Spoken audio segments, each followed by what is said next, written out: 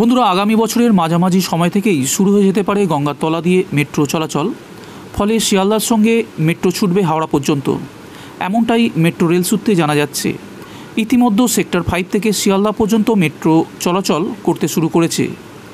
East West metro rail প্রকল্পের দ্বিতীয় পর্যায়ের কাজের সঙ্গে যুক্ত এক আধিকারিক জানান, হাওড়া ময়দান থেকে এসপ্ল্যানেড পর্যন্ত মেট্রোর কাজ শেষ হয়ে গিয়েছে।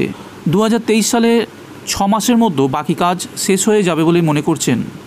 ফলে আগামী বছরের মাঝামাঝি হাওড়া ময়দান থেকে শিয়ালদা পর্যন্ত মেট্রো পরিষেবা চালু হয়ে যায় বলে অনুমান। সূত্রের খবর, এসপ্ল্যানেড থেকে শিয়ালদার মধ্যে মেট্রো কাজের কিছু সমস্যা রয়েছে।